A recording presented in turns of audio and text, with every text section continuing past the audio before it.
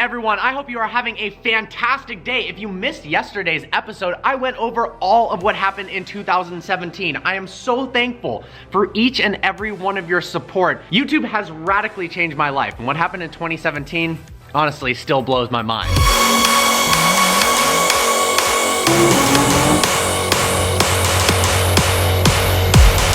But now it's going to get even better. I can barely contain my excitement. I'm about to experience my ultimate dream car. When I was in high school, I believe freshman year, I told my friend that before I graduated college, I wanted to buy myself a Lamborghini. He laughed, thought that was stupid. Well, I was able to do so. But my ultimate end goal, money is no object, favorite car, has been the Koenigsegg Agera. So let's go check it out today, ladies and gentlemen. I vividly remember the first time I had ever seen a Koenigsegg. It was a goal of mine to see one. I had seen Paganis, I had seen the Holy Trinity, but never an egg. Well, at Laguna Seca Raceway during Monterey Car Week, I finally saw a Koenigsegg 1-to-1. Yeah, the first Koenigsegg I saw happened to be the most ridiculous one ever created. A year after that, I was on Fuel Run, and not one Koenigsegg was there, but 7. I rallied with 7 Koenigsegg's, including a Agera and Christian von Koenigsegg. But to this day, I have never sat in a Koenigsegg, off or on, and certainly never ridden in one, and I'm hoping that's about to change today. Oh my God, I'm so pumped! Oh my God, guys, there it is right there.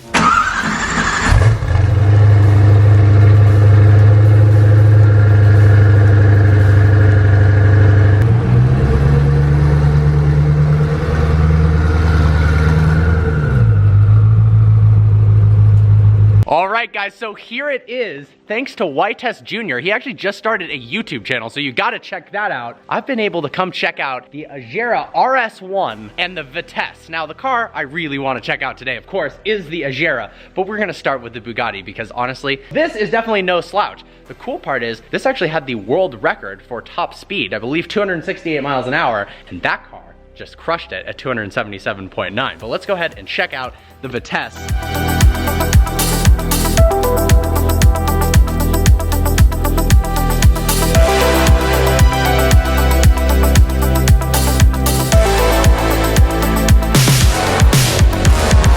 This is the key. I've never held a Bugatti key before.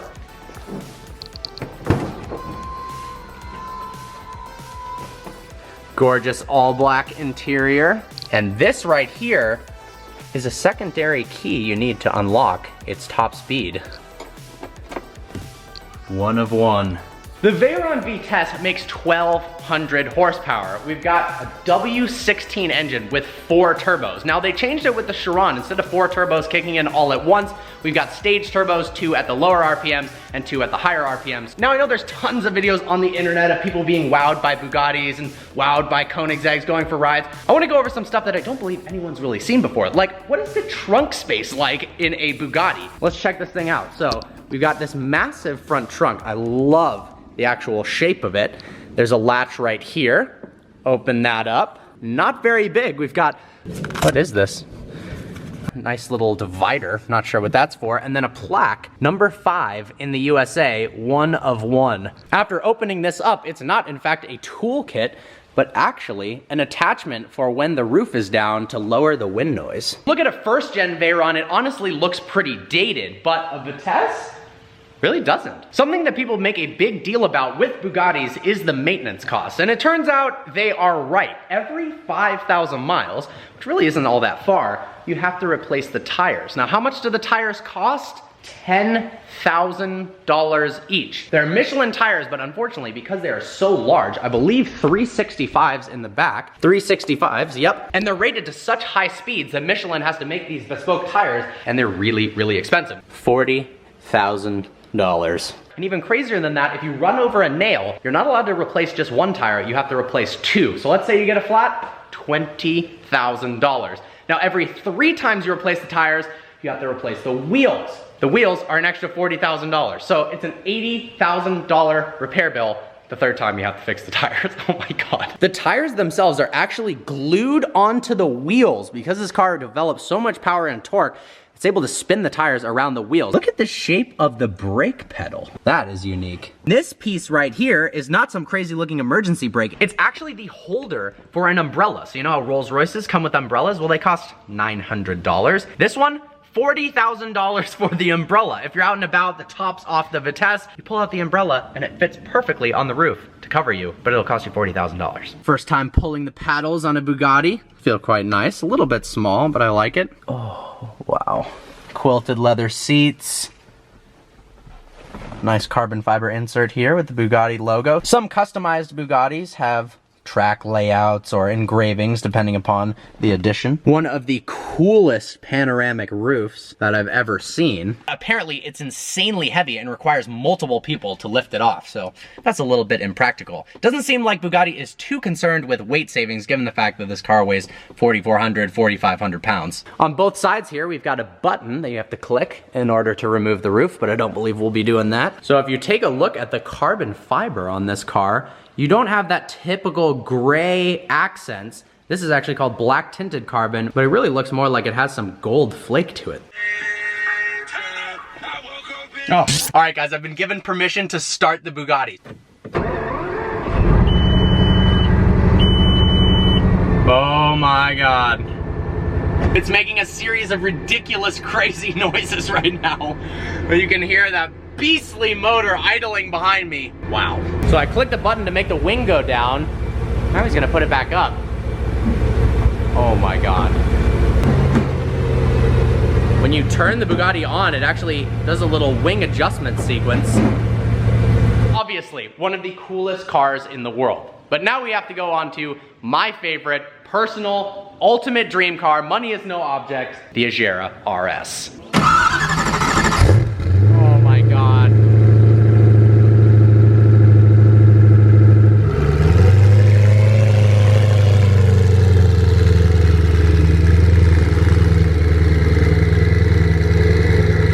Those turbos, my God.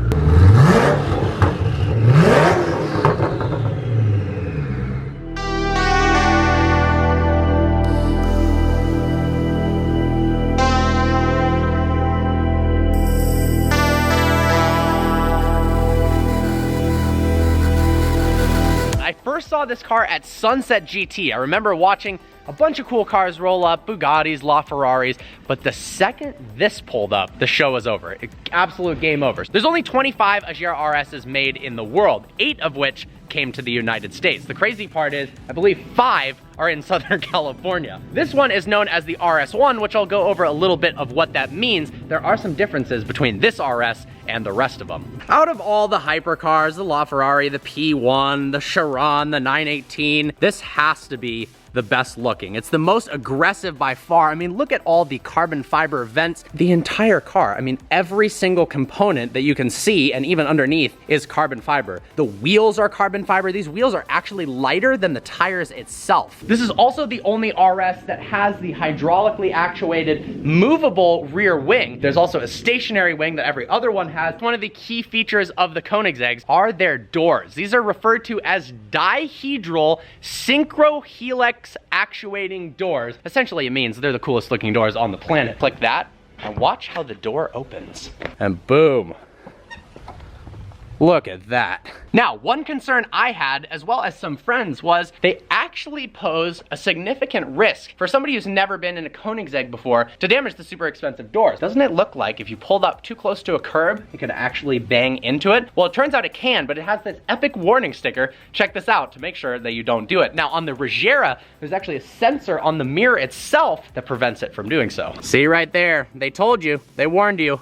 Beautiful engraving on the carbon fiber door sill. Just look how wide that is. Actually getting in the car is somewhat difficult. So this is a very special blue. It's a combination of Bugatti, French racing blue, as well as McLaren MSO blue. So they came together, they mixed the paint, and they created this one-off blue that looks absolutely spectacular. They even wanted to do the steering wheel blue, but were worried that because they drive the car a lot, it would actually get dirty, so they made it black. That's what I like to hear. From what it seems like on social media, a lot of the people who own Koenigseggs are driving them. These are actually the seats from the Agera. Same with the steering wheel. I've got the key in my hand here. It's fully ceramic, very light, but I love when they do little touches like this on supercars and hypercars. This is actually the Koenigsegg family crest. A part that can be easily sourced. I mean, a turning indicator, not that good looking, right? Koenigsegg emblem right there. We've got one here, one there, crest here, even there, another little crest. I thought this was super cool. So the RS comes with carbon ceramic brakes with Koenigsegg calipers. Normally carbon ceramics are done by Brembo, but the parking brake is done by Brembo. We'll go right in here by the door to open the front compartment. So that is what the frunk looks like on a Koenigsegg RS1. Essentially, you only have enough space for the roof, but that's really convenient because on a car like the Whitesse, you actually have to store the roof somewhere else. All right, time to open the engine compartment of a Koenigsegg Agera RS.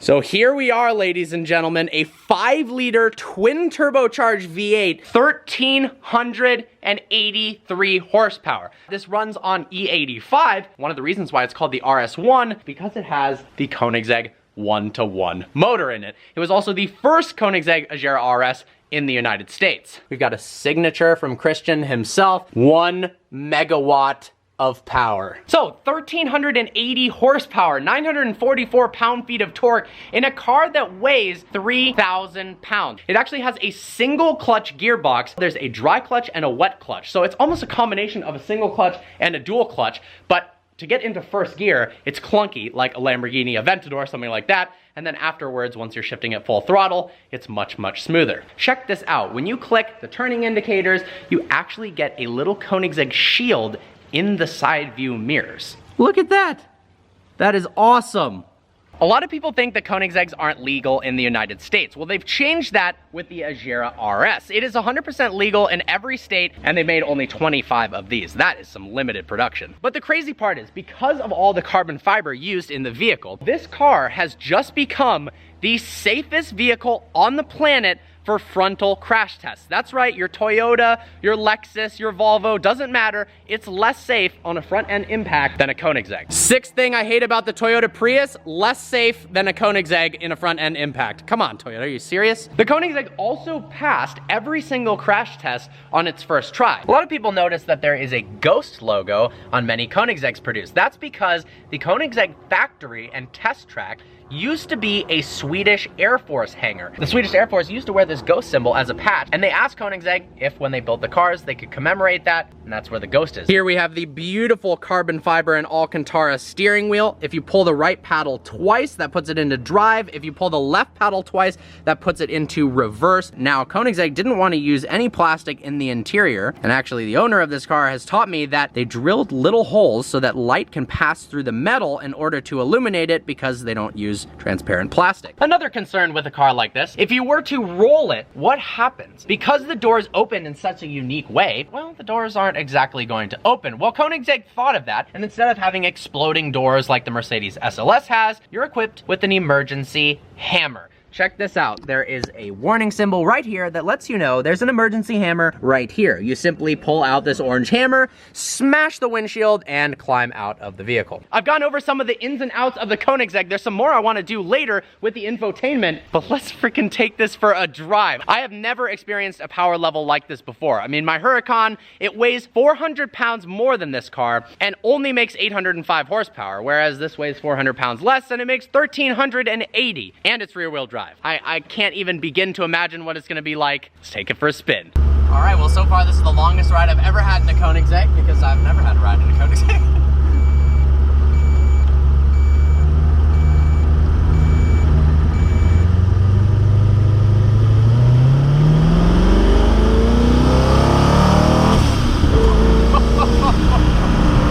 How often do you drive with the roof down versus up? 50-50. Gotcha. So there's several different driving modes with the Agera. There's wet, normal, and track mode. We are in track mode right now.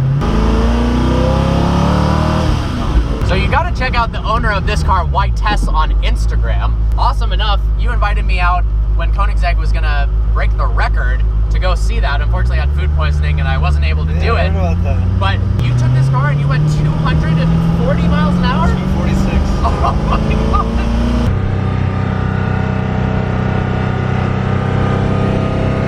This is my first experience in a Koenigsegg. It might be my last, we're not sure, but so far, this is incredible. Thank you so much.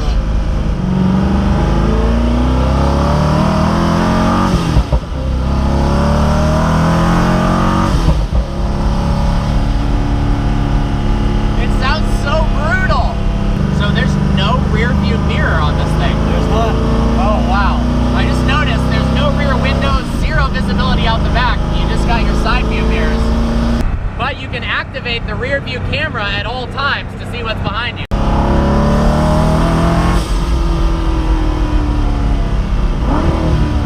my god.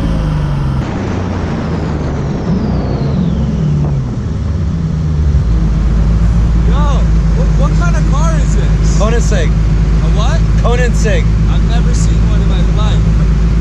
Looks cool. Thanks, bro.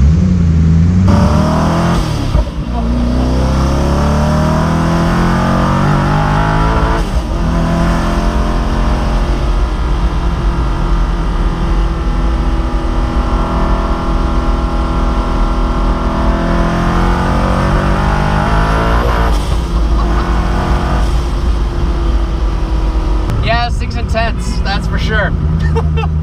It actually was. Are you serious? Yeah.